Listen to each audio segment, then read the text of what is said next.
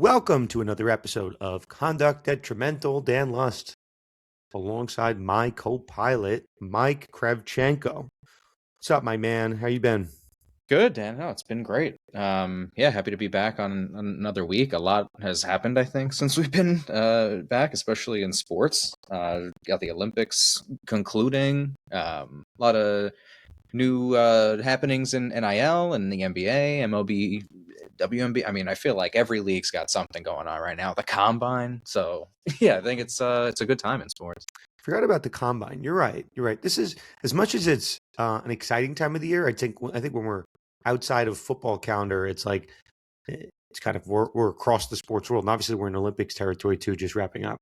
So the last time we recorded, I was about to go away on a trip, so I had a nice trip to the St. John's in the USVI, which was it was a nice time to be away. I was working for most of it, and I like to justify it. Like if I'm working by the pool with a laptop, as long as there's like a drink within like a 3-foot radius, I feel like that's okay. I feel like I'm not really working, right? Like that's kind of how it works.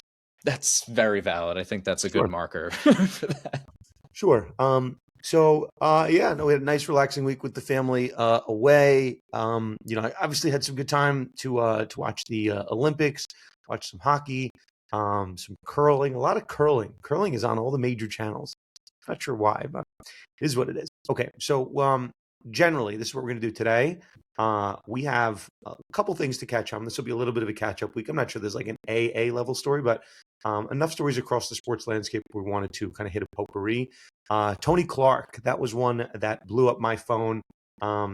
An affair with an alleged affair, or I think it was an inappropriate relationship, I think was the term, with his sister-in-law. So that one, every once in a while, there's a story that like gets to my wife and like gets to non-sports people. That one is probably at the top of the list. So we'll give an update there just in case you're living under a rock. A very big settlement on a case that we've spent a ton of time talking about, Jaden Rashada. And as the NIL cycle turns, another lawsuit relating to a player that is leaving. We'll leave you in suspense until we get there. If you're reading the subject line of this episode, you probably already know, but it's all good. Mike, you had a good idea to bring up the NBA tanking debate. A lot of the podcasts I listen to have been kind of wrestling with it. I've seen any number of decisions. I've seen people talk about implementing kind of the baseball rule to the extent that you're in the rev share system, you should be out of the lottery. I'm happy to hear, Mike, if you have some ideas how to solve it, all good with it. Again, not a political show, but I do think we're kidding ourselves if we're not paying attention to USA hockey, the men's and women's debate to some extent, Trump's use of the men's hockey team at the State of the Union address, and then the sport I've been obsessing about over the last maybe 3-4 years, the UFC. I think the Strawn Strickland issue and the upcoming White House card is worthy of discussion. And then Mike, you didn't know this. We did not talk about this on the pre-show. I probably saw the best sports documentary I've seen in my entire life. And that will be on the What to Watch For. Okay. Cool. Let's do it. Cool. Okay. Reminder, the show is sponsored by Themis Bar Review, the top bar prep company in the galaxy. We are now we're recording this on Friday, February 27th. Listen, this might not be your year to take the bar. Maybe it's next year. Themis, when I was around in law school, Themis did not exist. Themis was not even a thing. And it has rocketed up the charts. And Themis is the place you want to be. So they've been our longest running sponsor of the show, so much so that we don't really look for other sponsors anymore. We say that Themis is really the exclusive sponsor of the show, and the newsletter, Mike, which I've seen is now back in action. Yeah, it's back Mike, today, actually, just a few hours ago. Mike, I know everything. Question, how'd we do on our writing competition? Yeah, great. We actually just closed this past weekend, so we're taking a look at the submissions now, and we're going to, over the next couple of weeks, probably early March, reach out to the winners, and we'll get them published on the website, give them a nice prize and shout out, and all the good things that we've been doing the last number of years. Love the writing competition, and appreciate everyone that submitted and participated. Another great year. Cool. Okay, let's do this the way we should. Let us start. I don't want to call it salacious, but my phone was blowing up. I I have a particularly close friend in the who's a baseball agent. And I texted him right away. He said that's everything. Every single player he represented was texting him about it. Um, Mike, it's a pretty salacious headline. Tony Clark, longtime head of the MLBPA, former player. At least the allegations are as follows: gets his sister-in-law a job at the MLBPA, and then steps down in disgrace, right on the urge and on the verge of pitchers and catchers reporting for this alleged inappropriate relationship with his sister-in-law. So I saw all the takes, Mike.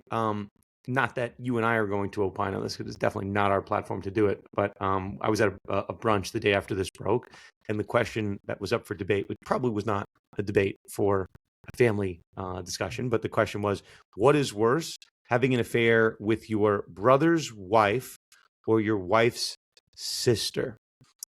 You and I don't need to answer that question. And again, it was probably not smart to have brought that up at the breakfast table, the brunch table. But in any event, it's up for debate. If you have a strong take, obviously let us know. But whatever, it doesn't really matter.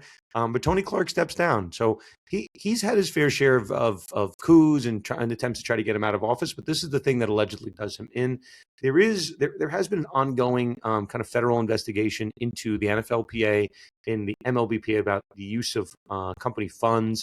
I think we've discussed in a previous episode the NFLPA's investigation into their use of funds. There was a whole whistleblower.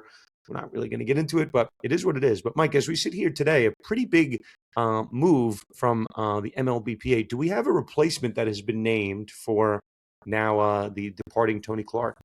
Yeah, Bruce Meyer. Unanimous interim executive director right now. So that's where we're moving, and that's significant. I'm glad that they moved pretty quickly because we're just about 10 months away from the CBA expiring, and really negotiations about a salary cap, realistically, I think are going to take a serious head to that. So Bruce Meyer has taken the reins for now, and we'll see if anything changes from there. It is, I think, notable because Tony Clark was the first ex-player to actually run the MLBPA, and now we're going somewhat back to what it's historically been, with not an actual executive, not so much a player. Yeah, I don't know. I'm not sure exactly why this comes to mind, but Mike, you and I think we could talk about this. Mike, can we talk about your involvement in the International Arena League? Are we allowed to talk about this? No, absolutely. So I haven't really spoke about it that much on the pod, but not like a secret on social media. So I'm the acting commissioner of an International Arena League, and you can look it up. It's the IL. It's an arena football league being played over 2 continents. All this good stuff. You're wondering why I'm bringing it up in this way. Obviously, Mike, you've been involved with us in an external role, which we appreciate. I will say that we have in our league, we're talking to a lot of former players, and the Tony Clark firing, I guess his resignation, was some of the topic of discussion amongst our coaches in our league. And you can put someone in a position to succeed, and then you could do a good job and do whatever your actual job description is for what you do, and then you could do something in your private life that brings kind of, I don't know, disgrace to the actual profession you're in. So not that we need to belabor the point, but Tony Clark's been around for a while, and as you point out, the first player to be ahead of the MLBPA, and now this just like a weird end to his kind of tenure, and it certainly sent shockwaves through the MLBPA side. So I don't know if there's a big life lesson here, but it is just a bizarre way. Like Tony Clark survived everything except this, which is I don't know if there's a big takeaway from this. It's just a very odd ending to his tenure. Listen, we're in 2026. The Epstein files are taking people out left and right. I don't. It's not like a bigger statement. It's just in this day and age, nothing will surprise us. But that one, very few things shock people on the internet. That was one that got to that level. Yeah, no, I think it is significant. Seriously significant. I think it even, I mentioned the salary cap aspect. I think that this is huge for the negotiations going into the CBA of, I guess, being pro salary cap, I think, for the owners. Can I ask you a question? Yeah, before we get into the real stuff, let's say that Tony Clark had an affair, right? An affair, not with his sister-in-law, with an affair. That doesn't strike me as something that would require him to step down from the MLBPA. I think it's my spider sense is going off that we're missing something, that he's stepping down for another reason, but they're couching it like that, where there was something else brewing on the kind of financial investigation side, and this was the straw that broke the camel's back. Again, like, having an affair is not okay, but it doesn't seem to be an offense that would require the head of the MLBPA's office to step down. So I've sensed that we're missing something. Well, yes, one thing that wasn't mentioned is that she was actually hired as the office manager. So I think that's where that angle comes in. It's like those union funds are being used to facilitate a relationship that compromises Clark, I think. I mean, in my opinion, I think it does, in terms of being able to, a leader hiring your sister-in-law regardless is always going to be a little iffy. And then the way that it ended up turning out, and it's not, I think it goes beyond just like a personal scandal, like you mentioned, and more somewhat of like a nepotism type of case in terms of in the MLBPA. I'm just gonna say this, and again, it is odd. I think we're at the tip of the iceberg scenario. I mean, this time, I guess it was almost 6 months ago. Do you remember the story of this guy Lloyd Howell, the former executive director of the NFLPA? Oh yes, yeah. There's some, like, he was getting he was spending money at we'll say adult establishments, and there was a lot of just weird things going on, but like beneath the surface there was a lot of allegations of misuse of corporate funds. So like, we'll see. I don't like want to toss around on the allegations, but just the story doesn't make sense to me. Even if he hired someone he was having an affair with, he hired them, had the like an affair, or, and I'm going to say inappropriate relationship, whatever it was called. I don't know. It just something we're missing, Mike. I think there's another shoe to drop. So this is my weird prediction. And again, my predictions don't always come right. I said that Stephon Diggs was not likely to play in the Super Bowl with a felony hanging over his head, which I know we have an update later. I was wrong about it.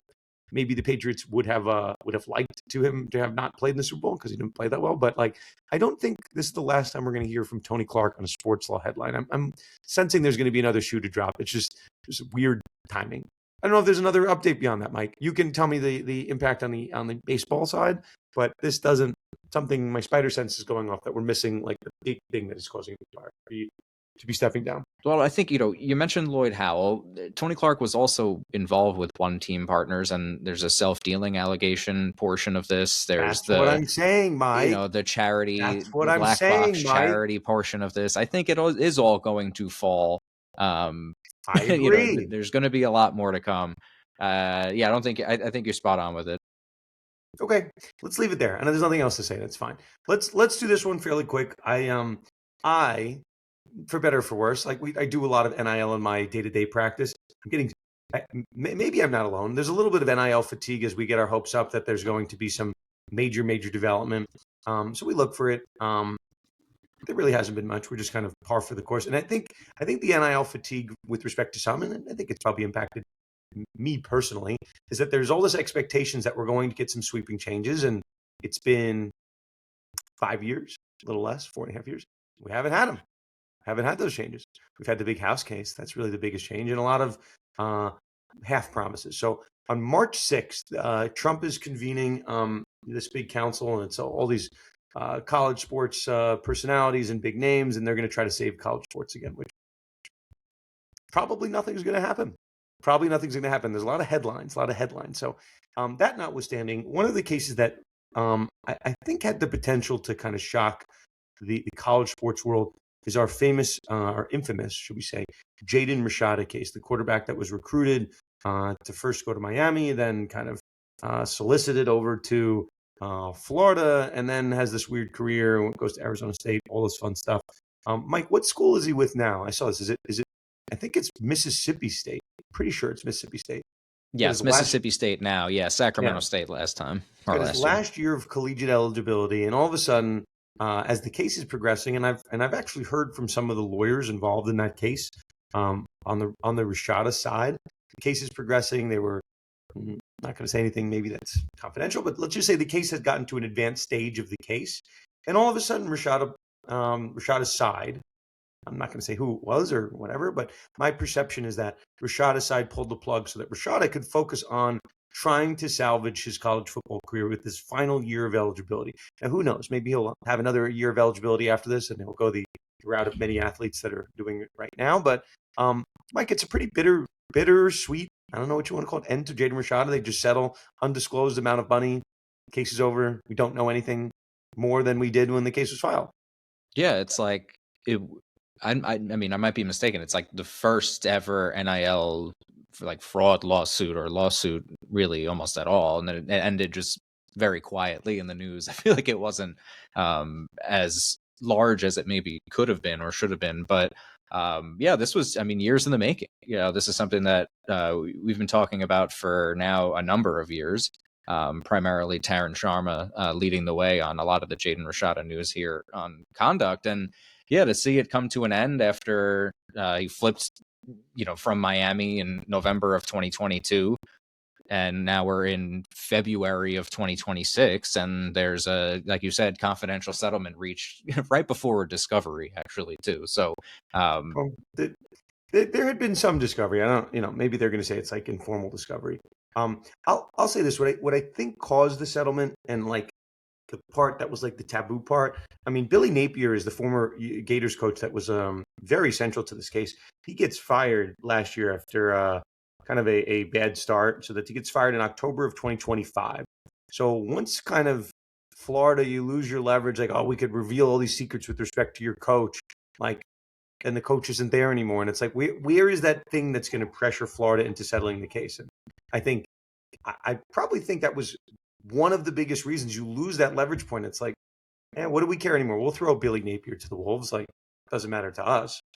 Yeah, but when you're exposing a lot of, I mean, it's a public trial with, thousands of text messages. We've learned from, we mentioned offline, Gruden. We've learned from there's a lot of, you can access a lot of conversation that maybe isn't as relevant to this, somewhat, sort of. And, I don't think boosters and other executives within Florida wanted their messages or their conversations to be a part of it.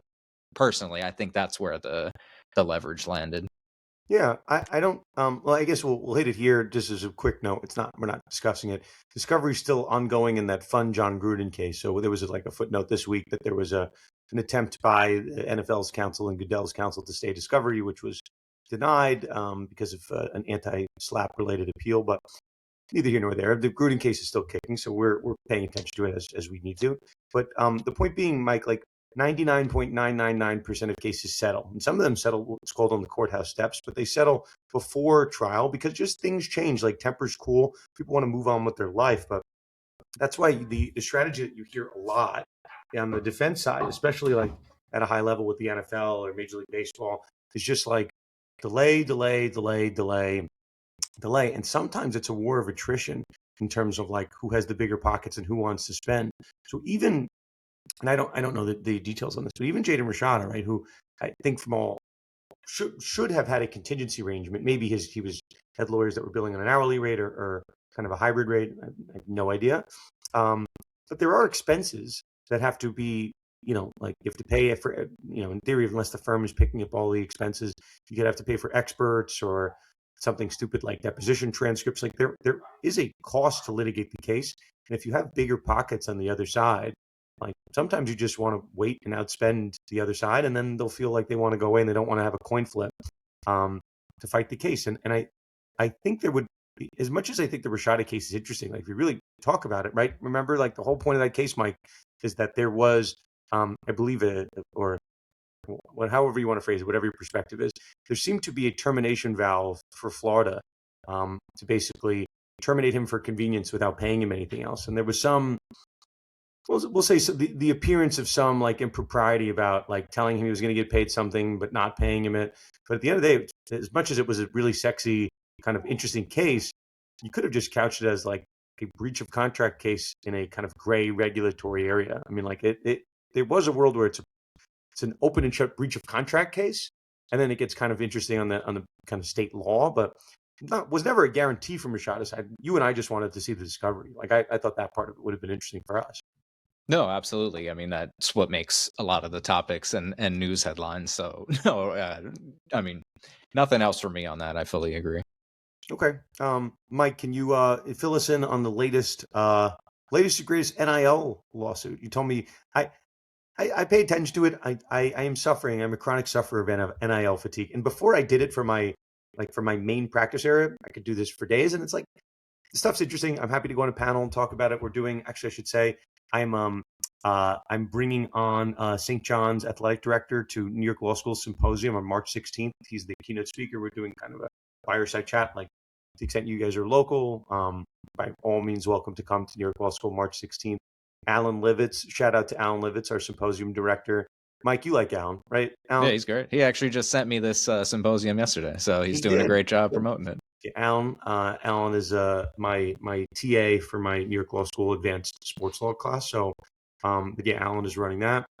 But yeah, I mean, we talk about these things. It's just like it's not that many updates that I'm that concerned about. I like the forward looking stuff. But Mike, that said, I'm going to give you the honors. Tell you take us away. The steering wheel is yours. Give us the full update with Cincinnati. On to Cincinnati. Yeah, on to Cincinnati. We could definitely, like you said, there are so many NIL lawsuits taking place every day, eligibility lawsuits, everything. So one that I thought is pretty significant, and I think ties a little bit to Rashada in a way is, but this one with Cincinnati and Brendan Sorsby, their former quarterback, is more about retention. So basically how this lines up is July of 2025, last year, not even a full year ago, Brendan Sorsby signs a 2-year revenue sharing deal with Cincinnati. And for that first year, so there was an actual full season, Sorsby got paid $875,000. And now fast forward to January 2026, he had a great season. To Cincinnati, for Cincinnati, at least in 27 touchdowns, and he wants to continue to move on. There's a lot, we mentioned all the time, there's a lot of money in NIL. And so he entered the portal immediately and signed around a 5 to 6 year deal, or excuse me, $5 to $6 million deal with Texas Tech. And apparently within his agreement, there was a clause where if he had left Cincinnati before those 2 seasons, he would be owed $1 million. So that's exactly what Cincinnati is suing for, that $1 million buyout that they claim is owed in that contract. So we talk about it all the time, these liquidated damages. I mean, it's right in the agreement. I feel like a lot of schools are now putting that in, with the transfer portal. And there's a lot of different aspects, we were mentioning offline when trying to figure out kind of the angle for this. And, there's obviously that I would imagine the legal claim of breach of contract is what Cincinnati would be going after here. And if there is that $1 million buyout, per the contract, then that's where I think this may continue to set some sort of precedent for a lot of universities as they continue to sign players to, now these are contracts now moving forward with these players. So on the Cincinnati side, side of things, they did spend almost $1 million on him already, and somewhat quote unquote could have helped him become a star. Whereas on the Sorsby side of things, I understand the portion of Cincinnati got their $1 million worth of value from his time there and what they generated in revenue, and he now is going to move on for a much greater I guess somewhat fair market value for himself. If the number is $5 to $6 million at a Texas Tech, I would say that he was being pretty significantly underpaid, at least with Cincinnati, per his market value. I mean, at the end of the day. So we'll see where this goes from that. I don't think this is anything we're not going to see moving forward. I think this is going to be a pretty significant one. They're suing to see if basically the transfer portal is actually like a free agency type of exit. And yeah, I'm curious to, I think, see where this goes from here on either side. Can I give you my prediction as to what's going to happen? Yeah, please. What did happen with Darren Mensah? Okay, he won. Is that correct? No, well, not that he won. They they settled for some amount of money that was not $1 million, and he was able to go to Miami. That's what I mean. I mean, it's like I'm kind of like it's kind of I'm happy to be wrong, but it's like I was going to find a way to bring this up. It's like I've started to mess around on like Kalshi and looking at Polymarket. It's like sometimes the sports betting odds of it all, and again, we are no secret. Like we are at Conduct Detrimental Resorts World and Casino. We are we're experimenting in this kind of prediction market. I just think the chances are like 99% that that's what's going to happen. And it's like once you see the odds of this happening, which again, I set the odds at the sports book. It's like it's probably going to happen. So it's like sometimes like again, I'm a MMA guy like or boxing guy. If I see a fight is like minus 1,600 or like minus 2,500 for someone to win, like probably not going to watch that fight. Like it just doesn't make sense to watch. And it's like, yes, I do think the fact that the first time we had one of these lawsuits again is Rashada, or I think it was the Georgia defensive end. Like that's interesting. It's interesting that someone's enforcing it. It's interesting that now schools know to put this clawback provision in there, and you have to do your homework by paying attention to know that these clauses exist. But I'm most likely telling you that that's like again, Conduct Detrimental Resorts World, the casino would not tell you to do it, but it's like minus 900. That's what's going to happen, if not more, minus 2,500, 2,200. So it is what it is. We report the news. I think that's likely what's going to happen, but the story was already written that like it is interesting that schools are fighting back. And it was cool that Duke, to some extent in Georgia, were fighting these, but somebody had to be the first. And Georgia, who's at the top of the SEC totem pole, they're the first to do it. And then Duke, and now Cincinnati, and now we're going to have all these teams kind of down the line do it. So that's interesting, but is what it is. Okay, Mike, let's do this one quick. NBA tanking. So this is a year, and it happens every couple of years. There's 3 generational players at the top of this draft. We'll see who gets it right. Not really here to talk about. I think Cameron Boozer is going to be probably the safest bet of all these players. I'm happy to be right, wrong, but whatever. If you end up getting the 3rd pick in the NBA lottery, like it doesn't seem like the worst consolation prize to get the safest player of the draft. Maybe not the highest ceiling, but it is what it is. That said, every NBA team seems to be fighting for this spot in the lottery, and you're having some pretty egregious tanking at this point in the season, like pre-All-Star break. And this is we'll talk about some of the stories that have popped up, but like you're having teams that are like really bad teams, like, and I'm saying like the Nets. All of a sudden they'll be up by 20, and that lead will evaporate coincidentally, like right as the game is ending, just to lose the game. And it seems to be happening with some sense of alarming rate, be it Utah, whatever else. So it's gotten to a point where the NBA has started to step in. So, Mike, I'd love for you to provide some kind of substantive update from the NBA. You cannot escape a basketball podcast or a basketball show where they're not trying to solve tanking in some way, shape, or form. Again, some of our job is to alert you to issues. Sometimes we have predictions or solutions how to solve it. This one has been an age-old test. So, Mike, why don't you give us the updates on the NBA front? We have not talked about it on the show yet. Yeah, it's been a very busy month for the anti-tanking crowd and the anti-tanking, I think, workforce now within the NBA. Adam Silver and the entire league office now has made it a main point to either address it via rules or implementing fines, however they can go about it. And yeah, like you mentioned, maybe we'll come up with some solutions here at the end. But I think the big flag that I wanted to cover because of the month of February was so substantial with this. So you mentioned a couple teams, the Pacers being one of those teams and the Utah Jazz being another one of those teams. And on February 3rd, they actually played each other. It was so much of like a tank bowl to see who actually can tank harder. But so because of that, the Pacers sat some of their healthy stars and the Jazz pulled their top scorers before the 4th quarter or really early in the 4th quarter, despite leading, like you said, the Nets doing a very similar thing. So on February 12th, Adam Silver actually issued some record-breaking fines, finally. So the Utah Jazz were fined $500,000 and cited for conduct detrimental, actually, for removing Lauri Markkanen and Jaren Jackson Jr.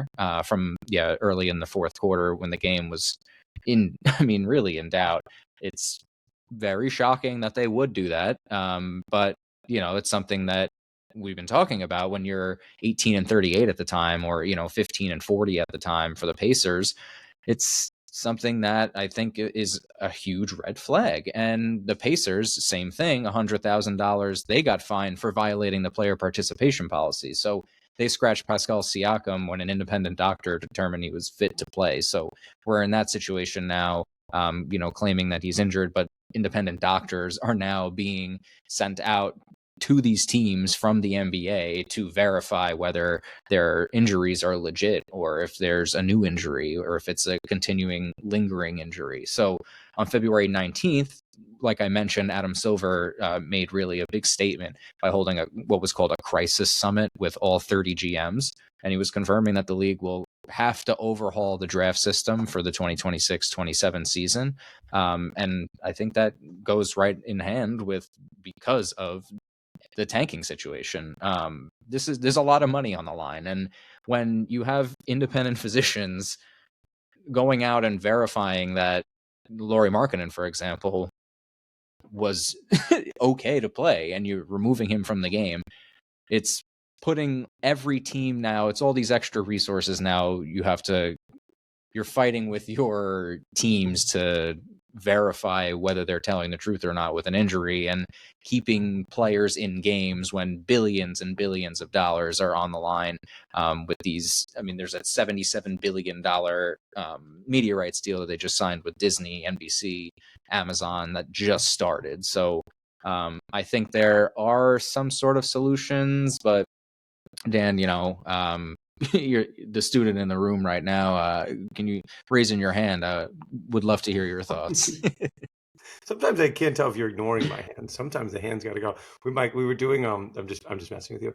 We were doing like presentations at my advanced sports law class, and like I'm trying to teach everybody to it's like a real simulation. You're having a real argument, and one of the students, who shall remain nameless, he was raising his hand in the middle of this debate, and I'm like, called him out, and I'm not saying his name here. It's fine. I'm like, you cannot raise your hand in a real life argument against opposing counsel. Like, you'll get laughed out of the room. Meanwhile, I just did it, so it is what it is. I'll say this: if it's allowed, teams should be able to do whatever they want to get a competitive advantage. Like, everyone understands why teams are tanking, and I think fans of the Utah Jazz are probably split. Like, and I don't want to pick on the Jazz, but for Lauri Markkanen's purposes, it's like, like if I was a fan of the Knicks and the Knicks were losing on purpose to get a generational talent, like I remember when we were in the sweepstakes to get Zion or John Morant, and we ended up with RJ Barrett in a 3-man draft, which, RJ Barrett was fine, but we wanted Zion, and Zion turned out to be kind of a bust. And yes, so did John Morant to some extent. Maybe not a bust, but you know what I mean? And like, I wanted my team to lose, and that was within the nature of the rules. And if you're just going to fine a team, like, I don't know, like, yeah, you could be fined $1 million, but if you end up drafting a generational talent, like, you'll gladly pay them $1 million to get those extra lottery balls. So I had alluded to it. I don't know what the answer is, and we're not going to pretend that we know better than anyone at the NBA or Adam Silver, but Major League Baseball seemed to find a way to come up with this when they kind of dovetailed being involved in the rev share with the amount of money you're spending as to whether you're able to be in the Major League Baseball draft lottery. So again, not necessarily a conversation for this show, but I think that's what has to happen. There has to be some tie into the team's NBA performance, to how much money a team is particularly spending on the quality of their roster and how it impacts their draft stock. I mean, like, short of that, you're just going to have a teams racing to the bottom. And Mike, I remember, again, like 25 years ago, like at the height of my Knicks fandom, when every year the Knicks would spend to get like Zach Randolph or Stephon Marbury or like Steve Francis or like Tracy McGrady, all these like random guys at the back end of their career. And we were like fighting and spending all this money. Like, we were spending more money than anyone in the league to finish on like the 8th seed and like lose. And like, that was the motivation, which was kind of nice. We were always like kind of relevant, but now as an older, more, I'd say, wiser NBA fan in an NBA field, just like in general, like, no one's doing that. No one is spending like crazy to be the 8th seed. They're not spending so they can be the worst team in the NBA. And it's just not, like, we have all these issues, people saying like the actual game itself of the NBA, the way it's being played, which is like hitting 3-pointers instead of players driving to the basket. It's not the most entertaining product as it's probably been during the Jordan era and whatnot. And now you have teams losing on purpose. You got to be careful if you're the NBA at a just much higher level, that doesn't become the sport. Like, 3-pointers, and losing games on purpose is what your sport is known for right now. And you're only at the top until you're not. Like ask Major League Baseball, which had to fight, and then kind of do a facelift fairly recently to kind of save the sport, which I think they've done to some extent. That was Mike until the Dodgers kind of came in and broke baseball. But at some point we'll talk about that too. But yeah, listen, we bring it up. There's a solution here, but we're flagging the obvious that it is a very big problem. But people have to step in and kind of fix this competitive balance issue, and it's got to be done from all sides of the equation. Like it's literally it has the potential to ruin the entire sport. Honestly, I think, to be honest, we're a little bit past like you mentioned, ruining the sport, and it has to revert back. There's steps to almost go backwards for the product to be improved. Just at least anecdotally, I know a plenty amount of people in my life that have significantly scaled back their basketball viewing and experience. So like it's, and people that have been in basketball forever, I grew up, basketball was the number one sport. So it's like, I don't know. I think they're a little bit, I don't know if they're harmed a little bit too much, that they've lost too many fans. I don't know if they've replaced those same fans with enjoyment of this new era, but I think, this has to be solved within the next 2 years. Otherwise, it's in for baseball to come up and take the throne, I guess. Well, obviously behind the NFL, no one will ever probably catch up to the NFL, but that's not true. That's not true. We'll get there. Okay, let's do these relatively quick. Not rushing us, but those are the main ones. I mean, this one, we're now a little late to the table. The USA hockey gold medals. We're talking about both the men's and women's. We're not getting into the political debate about the invite to the White House and the comment, Trump's comment on the phone and the players' response or lack thereof. Kash Patel allegedly or whatever using federal resources to go to the game. I'm not really concerned with all that. Somebody else can be. That's not really our platform. Mike, I have an interesting take on this. Are you ready for this? Okay, let's see. I'm past that part. That part's okay. It's over here. I was with my father-in-law, and I said, it's really cool. Men's, obviously women's hockey has had more success, but this is particular. I mean, I guess this point's relevant to both. The men's and women's U.S. teams win gold. It's fantastic. It's great. No sugarcoating it. It's an incredible accomplishment. I have not heard this take like publicly. And again, if I get in trouble for it, hopefully I don't, but just it is what it is. For years, like I was watching, I was doing some research on, hopefully I can land the plane here. I was doing some research on was Connor Hellebuck's performance in the Olympics the best goalie performance ever? Like ever. I just wanted to see where it was. And somehow I got down this rabbit hole of 1998 Nagano, Dominic Hasek's performance when he knocked out the USA and Canada and Czech Republic, a team that was plus 1,600, so 16-1 back in the day, one Olympic gold. And it was on Dominic Hasek, standing on his head. That's when he was with the Buffalo Sabres too, and they had a cup run. Neither here nor there, but I was diving into this Hasek run, and I'm like, this was really interesting. Who were the favorites in that year where the Czech Republic won the Olympic gold medal? And Mike, there were 3 teams that were the favorites that year. Do you know who the 3 teams were? I couldn't guess. Canada, USA, and one more team that was not in this year's field, Mike. I wonder. Russia, Mike. And Mike, I know I'm now your bias might come in. Mike, can you confirm or deny that you might have some Russian blood somewhere in the Kravchenko family? I would say very much. You could hear it. So there was a rule this year for Russia. I'm not going to pretend we can get all to the but I think if you were an individual sport athlete, you could compete from Russia. You had, you were, you didn't have the Russian flag or anything. You were just kind of an independent. But for team sports like hockey, there was no Team Russia. So while yes, it is very cool that the men's and women's U.S. teams win the gold medal, I'm just not hearing anybody talk about the fact that Russia wasn't in it. And obviously we understand why. There's a lot going on with Ukraine, and we're not getting into this. I will just say this, and you'll know why I'm bringing it up in a minute because I have a what to watch for that kind of weighs in. The Olympics were an attempt to be let's forget about everything going on geopolitically, no matter what is going on in each of these different countries, and let's just have a competition, winter, summer. All these countries will put their differences aside and let's duke it out on the sports field.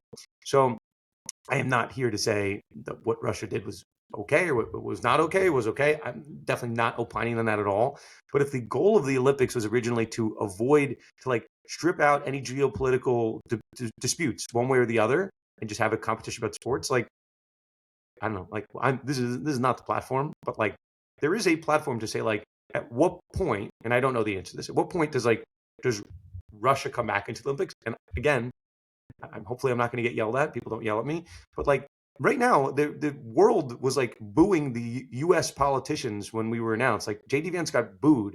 So like I'm sure there was a conversation somewhere, probably not in America that we are hearing about it from, but for other countries, like, hey, Russia's banned from the Olympics from an act of aggression. Like, is America going to get banned from the Olympics from an act of aggression, like stealing the president from another country? Like, again, I'm not saying it left or right, but I'm saying like that, like Russia's not in the Olympics, and we have the entire world that seems to be hating the U.S. right now. Like, I know this conversation is happening in other countries, so like, I don't think we can pick and choose what countries we kick out of the Olympics because people are going to say we have egg on our face and they're going to give us the Uno reverse card. Like that doesn't seem to be a platform that we should be standing on.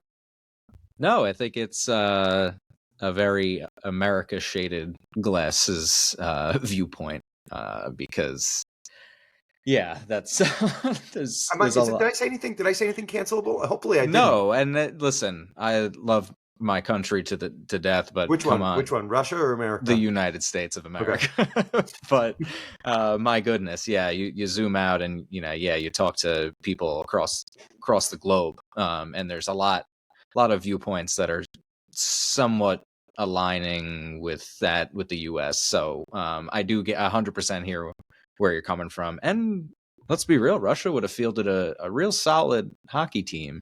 That does, I think, put a little bit of a wrench in the gold medal journey that we had. But I'm gonna add one other piece. And again, I'm not getting say it like, but there were athletes from Israel that were booed when they came in, and like people are saying, well, Israel shouldn't have been allowed in. And then we're not going to get into Spike Lee has makes a statement at the All-Star game. It's like we can't, like, if we're going to announce at the Olympics or the World Cup or the NBA All-Star game that this is not a place for geopolitical debate and any player from any country can be in the league, like, I just think it's weird that as a world, we've singled out Russia as the only country that has done something so diabolical that we're kicking him out. Like, again, this is not a geopolitical show, but the U.S. has their hands in a lot of things that are potentially controversial that maybe 2 years from now at the Summer Olympics, people will make a point of it. So just flagging it. I think it's a good flag. No, I think it's something that is. I don't think that that's controversial or anything that. Hopefully it's not. I didn't say anything. I'm just saying, like, it just seems odd that one country is not in, and there's a lot of other issues, and it is what it is. Okay, I think we've navigated that. Mike, we did that San Jose State volleyball story, and I don't think I've ever seen more comments on our Spotify from that story. I don't know why, but this might be number one. While we are on relatively controversial topics, for no apparent reason, we'll put this here. I think the Sean Strickland issue in the UFC is worthy of discussion. Mike, you're going to be my barometer here. Do you know who Sean Strickland is? Of course, yeah. If you're in the sports world, you should know. I mean, a UFC legend. We have to be careful if we call him a legend. He is a lightning rod, Sean Strickland. Yeah, I mean, that's for sure. I like that term. But UFC is got a lot of polarizing figures. Put it this way, just so people understand who Sean Strickland is, and if you don't, you should look him up. Former middleweight champion of the world. That's not partially why we're talking about him. The other part is he is very opinionated. He is probably, I've never heard a professional athlete say more controversial things and face no backlash whatsoever. And again, depending on your perspective, you could say it's fantastic, or you could say that's not good. So what we do have is Dana White, who's closely aligned himself with Trump, and Dana White is saying, there's another guy, Bryce Mitchell, who said some really controversial things. So Dana White is taking this platform that his athletes, and again, there's an entire debate about whether they're independent contractors or employees, but Dana White is essentially saying, like, I don't control what these guys do, and freedom of speech is, freedom of speech. So Sean Strickland was the main event last week at UFC Houston. Won a really kind of fun fight against this guy Anthony Hernandez. Neither here nor there. But Strickland brings a lot of eyeballs to the sport, and Strickland kind of won. He beat Israel Adesanya once upon a time. He's been involved in some pretty high-profile fights, but he brings so much attention to the UFC because of what he says and how controversial he is. And Dana White, I'm sure, is of the opinion that all publicity is good publicity, and Strickland is a lightning rod. Strickland right now is trying to get a title fight against one of the main guys in the UFC named Khamzat Chimaev. There is a UFC White House card coming up. Conor McGregor might be on it. It's supposed to be, in June or July. It's supposed to be this summer. And the question is, like UFC has just signed this major Paramount deal. And Sean Strickland wins this fight. He's likely going to be next to get a title shot. We'll see. It's either him or this French guy, Nasruddin Umavov. We'll see who gets it. Doesn't really matter. I mean, this is probably part and parcel of this conversation. So Strickland, who Dana White is all over, promoting in terms of who he is and First Amendment, all this fun stuff. He wins this fight, and at his press conference, Mike, after the fight, Sean Strickland gets his microphone cut. They cut his mic. So it's odd. It's odd. And then you remember, like, hey, it might be Dana White, but they just did a monster deal with Paramount, and Paramount might be kind of forcing UFC's hand in a way with their fights that they might not have had in the past.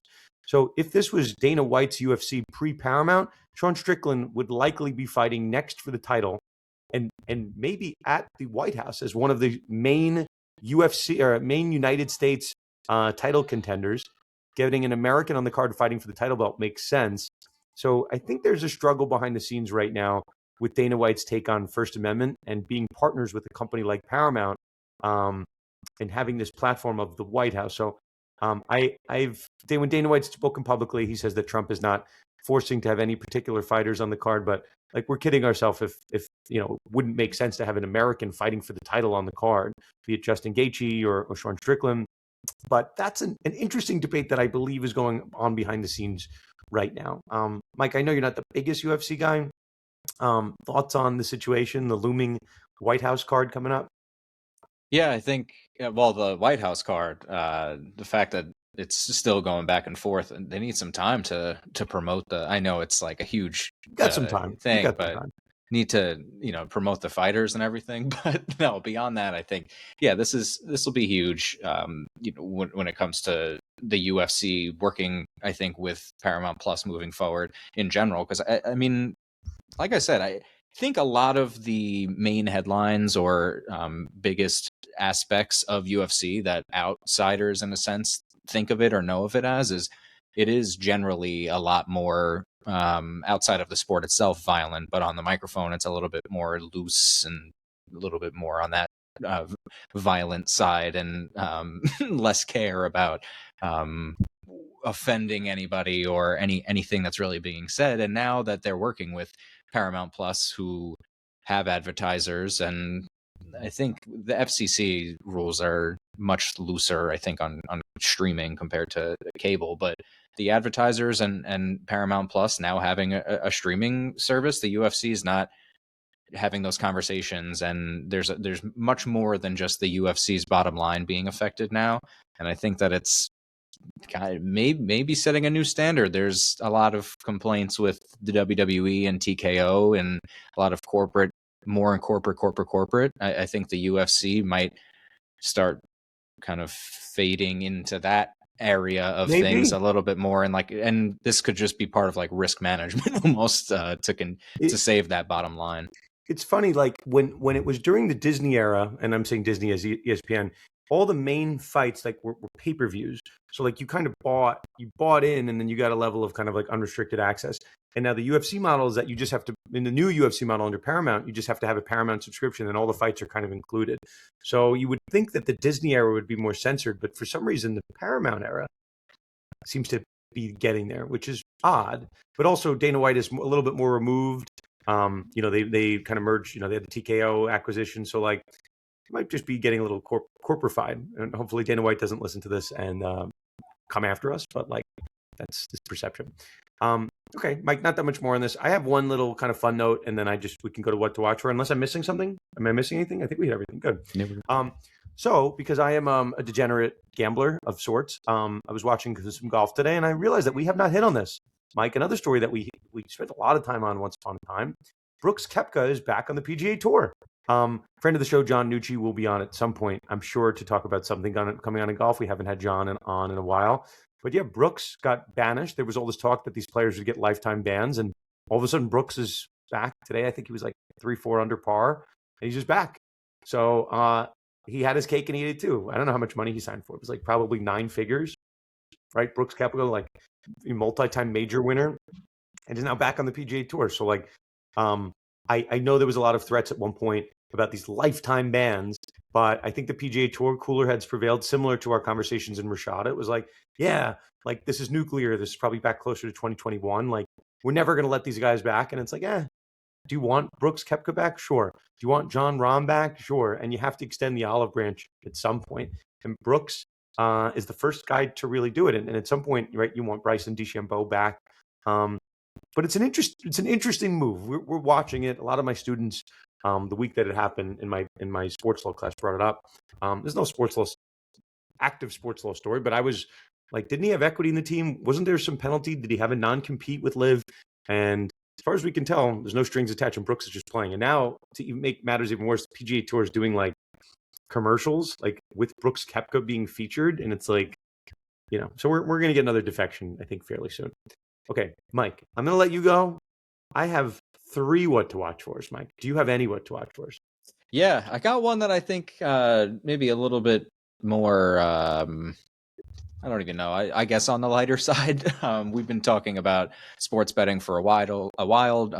Jonte Porter, obviously, being a large portion of that, as he was banned for life by the NBA for gambling in 2024. But he's also currently awaiting sentencing after pleading guilty to a related federal charge.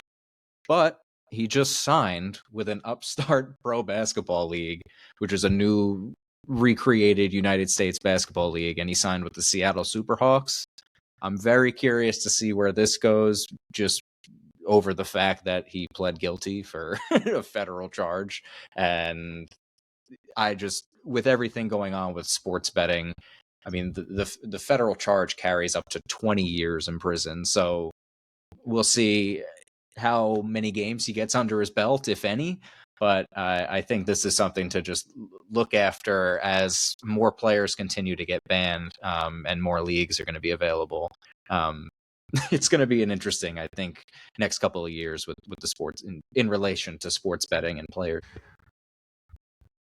Okay, I said I had 3 what to watch for. We'll do these very quick. One is not a sports thing at all, but we just finished watching it. The Traders on Peacock. It's very good. That's all I'm going to say. I'm not going to say anything else. There's no spoilers. It's very good. And I don't usually watch those shows. It's very good. Moving on. Mike, I said I had the greatest sports documentary I've ever seen. That's going to be the 3rd one. Second one, I watched a movie with my kids this week in movie theaters. We don't go to movie theaters that often. Mike, I am... do you know the expression? Remember Mike Gundy, former Oklahoma State coach, was like, I'm a man. I'm 40.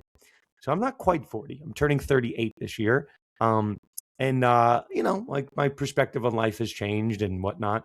When I was a young sports law lust, I remember going to theaters and seeing Space Jam. And I remember being life-changing. I remember how cool this was, that like Michael Jordan's in a movie with Looney Tunes. And I remember it's like a watershed moment in my life. Like I'm not kidding at all.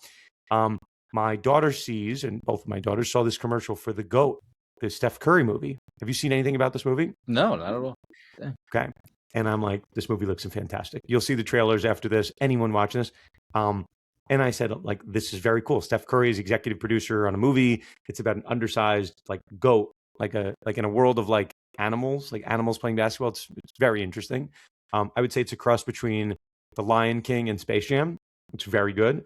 And it's about an undersized guy that needs to shoot threes. It's a whole thing. I'd say it's like Lion King, Space Jam, and like Jackie Robinson. I mean, you're naming 3 unbelievable movies mixed into these expectations are unreal. That if you see the movie and you'll come back, Mike, next week and you'll agree with me, that's what it is. He's a goat.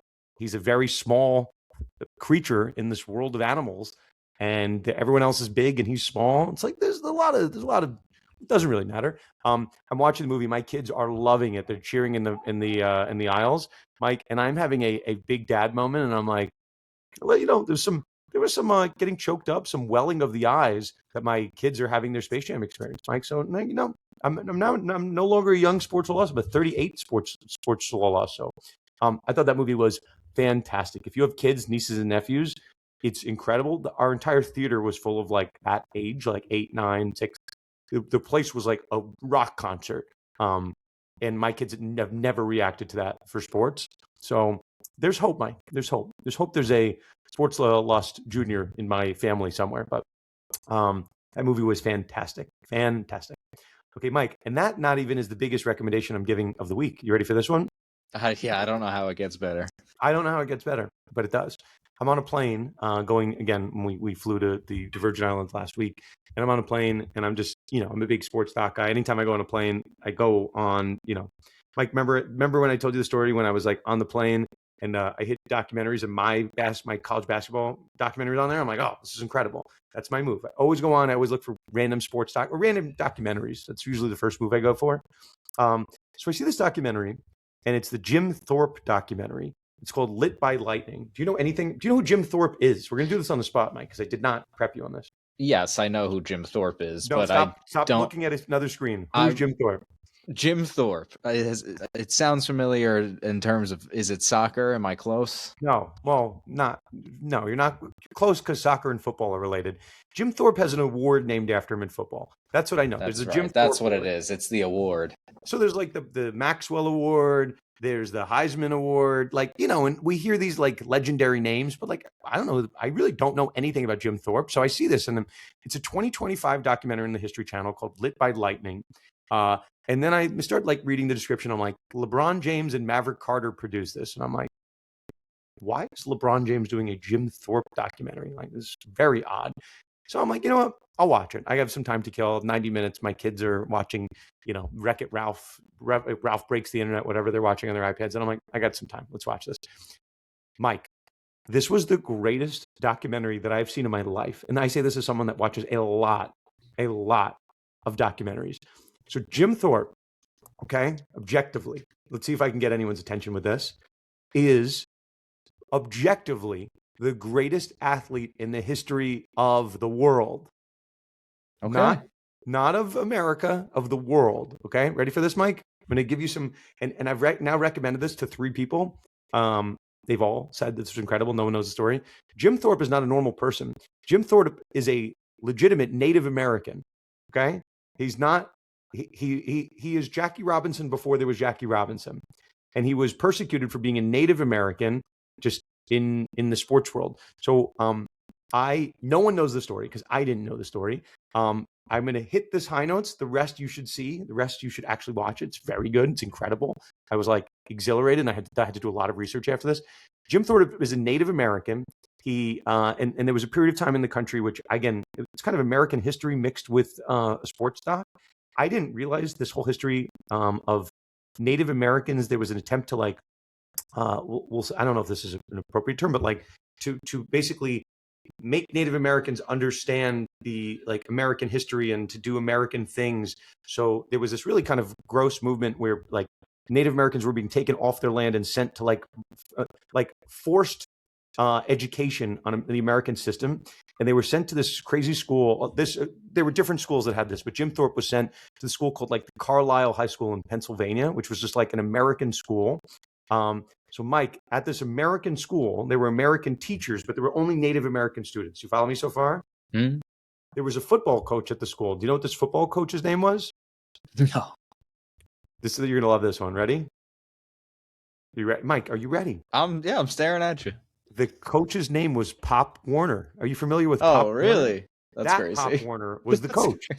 He's like the godfather of modern day like youth football. Pop Warner was the coach. So this was like a quasi high school / college, but this quasi high school / college would compete against like the best schools of the time, which was like Harvard and Army and whatever. So there are times where you have a Native American school going up against the Army, and the Army school has like Dwight Eisenhower and like presidents on the other side. So it's like Indians versus presidents in a battle on the football field. So it's very, very interesting. So, but why is he the greatest athlete of all time, Mike? Hopefully people can follow this. He's an incredible college football player. He's playing both ways. Okay, sure, that helps a little bit. At some point at the Carlisle School, there's this incredible story that they tell in the doc. And again, I promise you I'm not spoiling all the good parts. There's a lot of very good parts. He's at school and he's playing football. He likes football. This guy, Jim Thorpe, like, again, he just likes the sport of football. It's violent. He likes it. He likes hitting people. And at one point, he sees like the track team doing like, jumping over like the hurdles or whatever they were doing. And they can't clear a certain height. And so Jim Thorpe is like coming back from school. He's just like wearing like normal like clothes. And he's like, oh, yeah, I can jump that. And they're like, you're not even on the track team. You're just like you're a football player. He's like, no, I can jump that. And like wearing full clothes, like jumps higher than anybody on the track team. So the track team is like, okay, you're on the track team now. You're on the football team now. And he starts going on these dual tracks. And Mike, guess what happens? Jim Thorpe is invited to participate in the Olympics, in the decathlon.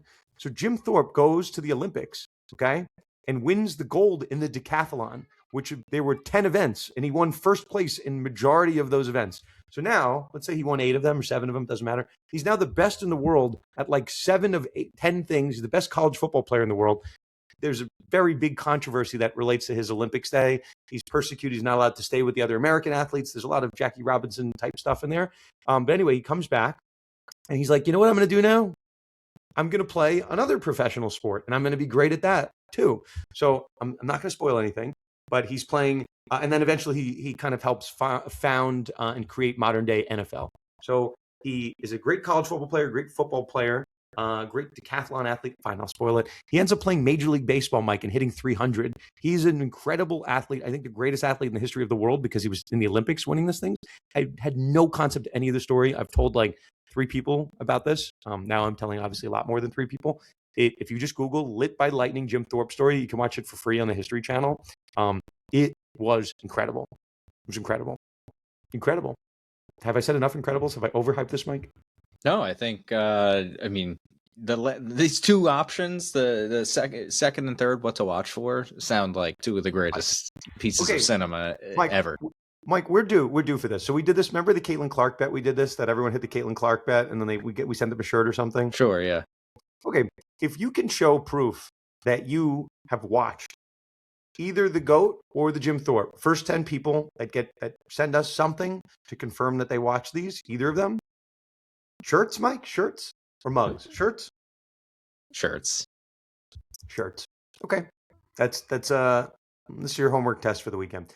Mike, I think we're good. I think we can end it there. Yeah, no, I think that was a good episode and a lot to, watch for, like we said.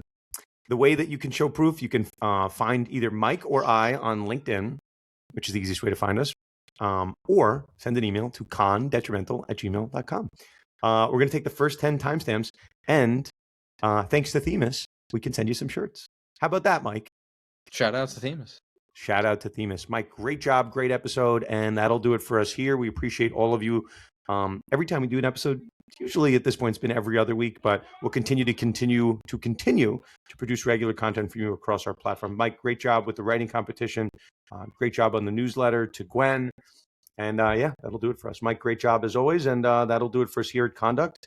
And we'll see you next time on another episode of Conduct Detrimental.